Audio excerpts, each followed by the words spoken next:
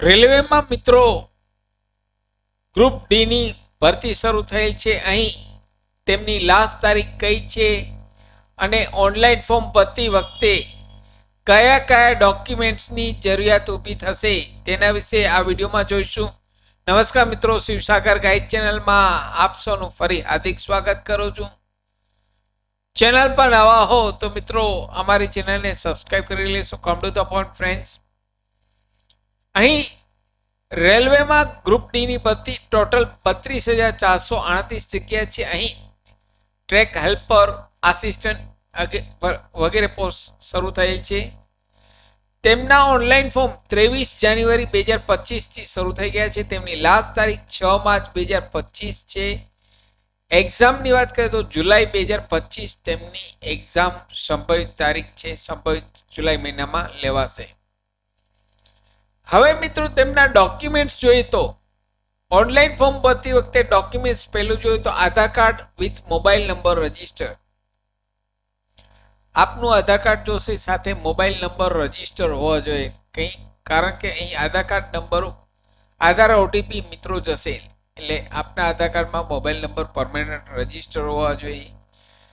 Bank details, passbook first page, કારણ કે અહીં બેંક ડિટેલ્સ માગે છે. આપ જ્યારે એક્ઝામ દેવા જશો ત્યારે આપને રિફંડ મળશે પૈસા, એટલે આપની બેંક ડિટેલ્સ ઇનપુટ કરાવવાની છે. કાસ્ટ સર્ટિફિકેટ એસી ઓબીસી, એસીમાં આવતા હોય તો એસી, ઓબીસીમાં આવતા હોય તો ઓબીસી સર્ટિફિકેટ અપલોડ કરવાનું છે. ઓબીસીમાં આવતા હોય તો નોન ક્રિમિનલ પર અહીં ડેટ ઇનપુટ કરાવવાની છે, તે પણ અપલોડ કરવાનું છે. 10માની માર્કશીટ, 10 પાસ ઉપર આ ભરતી છે મિત્રો. ધોરણ 10 પાસ ઉપર આ ભરતી છે, એટલે 10 પાસ સાથે જો આઈટીઆઈ કરેલો હોય તો આઈટીઆઈની માર્કશીટ, પાસપોર્ટ સાઇઝનો ફોટો વ્હાઇટ બેકગ્રાઉન્ડ વાળો, પાસપોર્ટ સાઇઝનો ફોટો વ્હાઇટ બેકગ્રાઉન્ડ વાળો, સાઇન બ્લેન્ક પેપર ઉપર એપ્લિકેન્ટની સાઇન જોશે.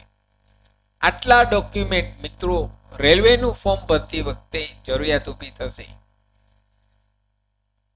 આ જાતિનો દાખલો ઓરિજિનલ સ્કેન કરી અપલોડ કરવાનો છે, માટે આપ ઓરિજિનલ જ અહીં અપલોડ કરશો મિત્રો, સ્કેન કરીને.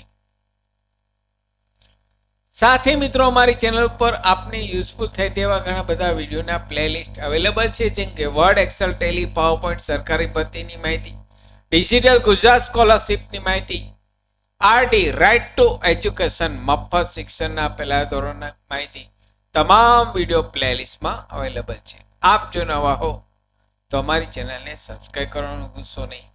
ફરી મળું છું નવા વિડીયોમાં નવા ટોપિક સાથે. ત્યાં સુધી મિત્રો જય હિન્દ, જય ભારત.